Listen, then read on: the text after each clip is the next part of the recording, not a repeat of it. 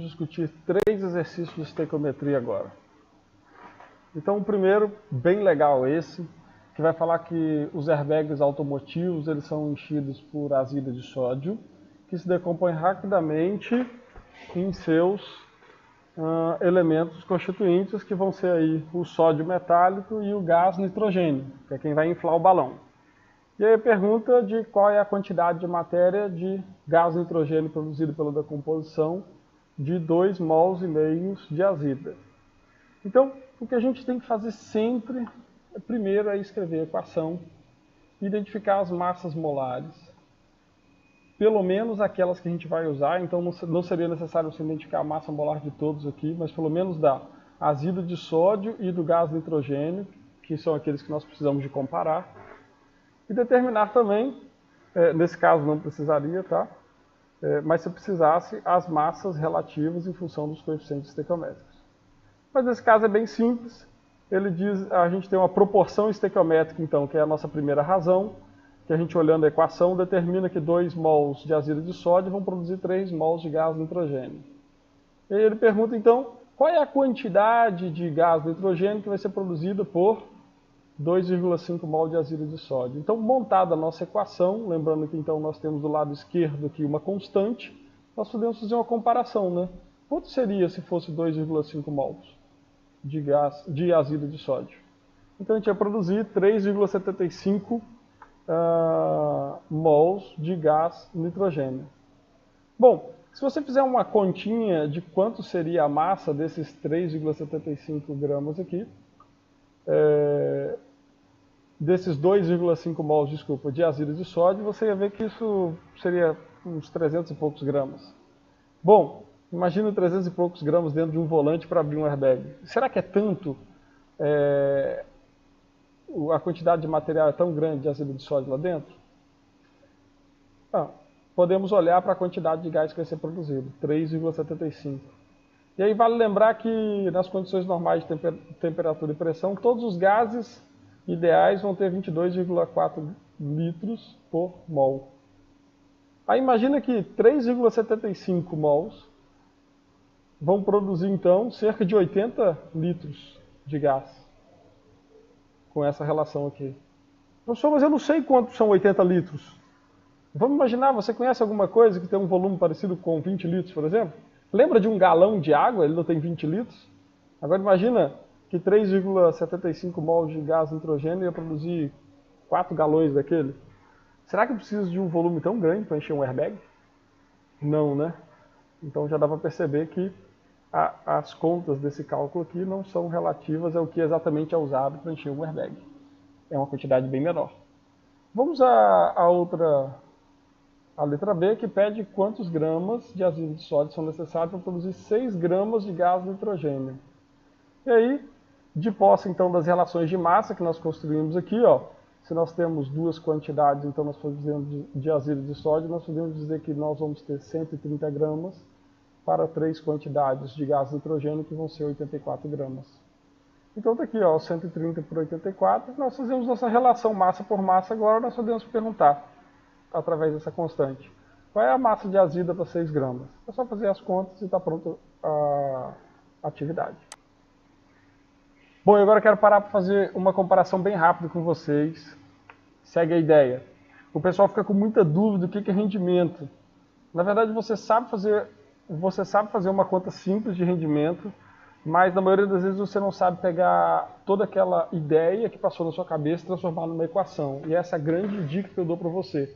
Comece a transformar as suas ideias simples em equações para resolver problemas mais complexos. Vou dar um exemplo. Imagina que você ganhou um prêmio da Mega Sena de R$1 milhão. Esse é o valor teórico que você ganhou. Aquele que a gente pode chamar de ideal também, aquele que você gostaria de ganhar.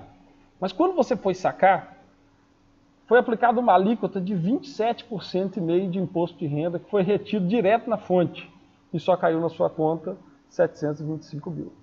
Bom, a alíquota não é exagero não, é exatamente 27,5%. E aí eu posso perguntar para você assim, quanto que rendeu esse prêmio seu? Aí você pode dizer, ó, considerando o que eu realmente ganhei, que foi 1 milhão, rendeu só 72,5%. Uma conta que a maioria de vocês vai fazer de cabeça sem fazer nenhum tipo de continha. Bom, mas o grande lance é esse. Você sabe montar uma equação para isso? É muito simples. Olha aqui, eu vou escrever rendimento, e para fazer essa conta você colocou os 725 mil sobre 1 milhão. Agora vamos transformar isso em incógnita. É só isso que você precisa de fazer para construir uma equação genérica que vai resolver vários outros problemas. Você não colocou valor real sobre valor teórico? Não foi isso que você fez? E quando você dividiu, deu 0,725. Professor, mas como isso vira 72,5%? Não tem mágica para aparecer o símbolo de porcento aqui. Vamos fazer uma reescrita. Sempre trabalha assim, é melhor. Eu vou escrever 72,5 dividido por 100, que é o mesmo 0,725. Olha, esse 72,5 por 100, eu posso escrever de outra forma usando esse símbolo aqui, ó, por cento. Tá vendo? 72,25%. Tá feito. Talvez isso ajude agora nos próximos exercícios. Bem, esse exercício 3.76, ele tem um punhado de erro. Para começar pela letra A, desconsidera ela. Então nós vamos para a letra B, que está perguntando qual é a quantidade, qual é o rendimento que vai ter se tiver uma reação entre 125 gramas do eteno, que é o do etano, que é o C2H6, com 225 gramas de gás cloro. Gente, a primeira coisa que a gente tem que fazer aqui é testar se existe um reagente limitante ou reagente em excesso. Bom, determinei as massas molares de todos aqui, depois de escrever a equação balanceada. E aí vocês podem observar pela relação de massas que nós temos aqui, que a massa do reagente é igual à massa do produto. Tem que ser assim, né? E agora nós vamos fazer um teste para saber se tem reagente em excesso. A primeira coisa que eu vou fazer é observar a proporção estequiométrica, que me diz o seguinte, que 30 gramas do reagente etano, C2H6, vão reagir com 71 gramas do reagente gás cloro. Eu vou dividir isso aqui só para olhar tudo numa relação para cada 1 grama de gás cloro. Vai dar 0,73 gramas de etano para cada 1 grama de gás cloro. Então essa aqui é a proporção estequiométrica. É exatamente a receita do meu bolo, digamos assim. Tá? Agora eu vou fazer aqui no segundo passo uma outra relação. Essa aqui é a relação que o exercício me deu. O exercício falou que tem 125 gramas de etano para cada 225 gramas de gás cloro. Quando eu fiz essa divisão aqui, para encontrar novamente o quanto eu vou gastar de etano para cada 1 grama de gás cloro, veja que eu encontrei 0,55 gramas. Ou seja, para 1 grama de gás cloro, a gente já viu na conta anterior que eu só preciso de 0,43. Observando, fazendo a interpretação desses dados, eu consigo afirmar que está sobrando o quê? Etano, ou seja, ele está em excesso. Quem vai determinar quanto que eu vou produzir na minha reação vai ser, então, o reagente limitante, que nesse caso é o gás cloro. Veja só, então. Então, nós temos que 71 gramas de gás cloro vão produzir 64,5 gramas do cloroetano. Então está aqui a nossa relação estequiométrica. A pergunta é, quanto que o meu reagente limitante, que é o gás cloro, os 225 gramas, vão produzir? Vai dar um total de 204,4 gramas. E aqui eu tenho a minha massa teórica, ideal, o máximo que é possível produzir. Como é que eu calculo o rendimento agora? Da mesma forma que eu mostrei para você anteriormente, ó.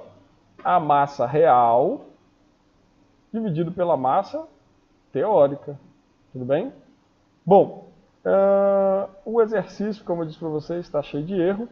E a massa que foi dada lá para fazer o cálculo de rendimento está errada, não dá para fazer as contas.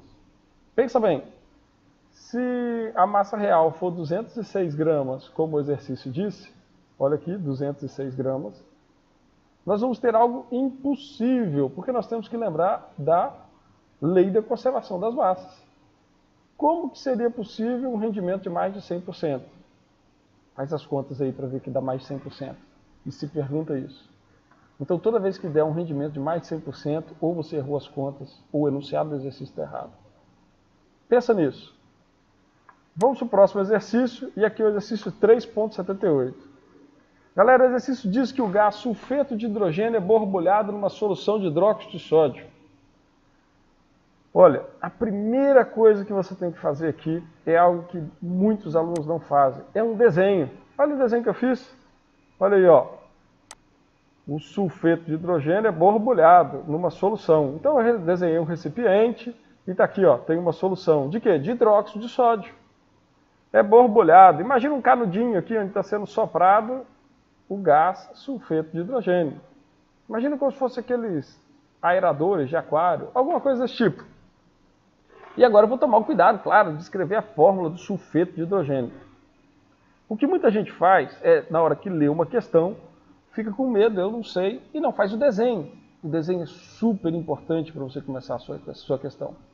Assim que você desenhar e escrever as fórmulas, você vai poder perceber outros detalhes. O enunciado chama esse composto de sulfeto de hidrogênio. Mas quando você olha para ele, você vê que ele começa com hidrogênio. Opa, ele é um ácido. E aqui eu tenho um hidróxido. Então nós temos uma reação do tipo ácido-base. Está vendo como a gente vai juntando as coisas depois do desenho? E aí a gente consegue fazer então agora a nossa equação química para essa reação. Se nós temos uma hidroxila para cada hidróxido de sódio, e nós temos 2 prótons para o ácido, então eu vou precisar de 2 hidroxilas. E assim nós vamos balanceando nossa equação e sabemos que teremos 2 águas e a formação do sulfeto de sódio. Vejam só, aqui nós podemos então fazer uma determinação de uma proporção estequiométrica, assim como eu mostrei para vocês no quadro na última questão. E aqui nós podemos fazer uma relação entre as massas dadas lá no enunciado do exercício. 2 gramas de sulfeto de hidrogênio e 2 gramas de hidróxido de sódio. Faz aí essa continha no seu caderno e você vai conseguir perceber que o excesso é o ácido sulfídrico. Mas imagine que você quer fazer uma questão bem rápido, nem precisa de fazer a conta, né? Dá para ver que a proporção aqui é do tipo 1 de hidróxido de sódio para menos da metade de ácido sulfídrico. Ou seja, o excesso é o ácido sulfídrico. Daí é só continuar as contas como nós fizemos na questão anterior. Tenta aí para ver se dá certo. Se tiver dúvida, você me pergunta. Até mais!